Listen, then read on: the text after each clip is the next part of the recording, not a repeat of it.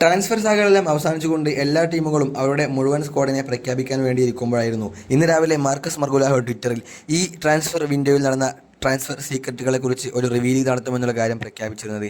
ഇപ്പോൾ ഇതാ കേരള ബ്ലാസ്റ്റേഴ്സിൻ്റെ തന്നെ ഏറ്റവും വലിയ ട്രാൻസ്ഫർ സീക്രട്ട് ഇതാ മാർക്കസ് മർഗുലാഹോ ട്വിറ്ററിൽ പുറത്തുവിട്ടിരിക്കുകയാണ്. അപ്പോൾ ഗൈസ്, കേരള ബ്ലാസ്റ്റേഴ്സിൻ്റെയും ഇന്ത്യൻ ഫുട്ബോളിൻ്റെയും ലേറ്റസ്റ്റ് അപ്ഡേഷനും ന്യൂസുകൾക്കും വേണ്ടി എല്ലാവരും നമ്മുടെ ചാനൽ സബ്സ്ക്രൈബ് ചെയ്ത് സപ്പോർട്ട് ചെയ്യുക. ട്രാൻസ്ഫർ കാലയളവിൽ ബ്ലാസ്റ്റേഴ്സ് ആരാധകർ മാനേജ്മെന്റിനെ കുറ്റം പറയാത്ത കാരണങ്ങളൊന്നുമില്ല.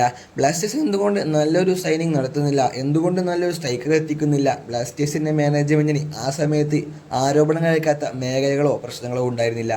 എന്നാൽ ഇപ്പോൾ മർഗുലാഹോ പറഞ്ഞതനുസരിച്ച് ബ്ലാസ്റ്റേഴ്സ് ഏറ്റവും നല്ല ഒരു സൈനിങ്ങായിരുന്നു ശ്രമിച്ചിരുന്നത്. ഇറ്റലിയെ വിറപ്പിച്ച, യൂറോപ്പിനെ വിറപ്പിച്ച ഒരു ബെസ്റ്റ് സ്ട്രൈക്കറായിരുന്ന മരിയോ ബലോട്ടലി ആയിരുന്നു ബ്ലാസ്റ്റേഴ്സ് ഫസ്റ്റ് ട്രൈ ചെയ്തിരുന്നത്.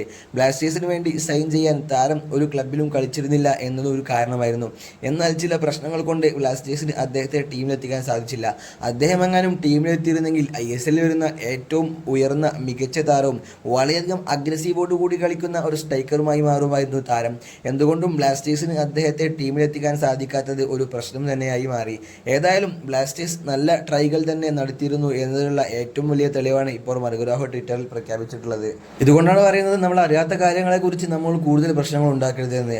അഥവാ അതെങ്ങാനും സംഭവിച്ചിരുന്നെങ്കിൽ ISL ചരിത്രത്തിലെ തന്നെ ഏറ്റവും വലിയ സൈനിങ് ആയി മാറുമായിരുന്നു അത്. ഏതായാലും അത്തരത്തിലുള്ള ഒരു പ്ലെയറെ ബ്ലാസ്റ്റേഴ്സിന് എത്തിക്കാൻ കഴിഞ്ഞില്ല എന്നത് സങ്കടം തന്നെ.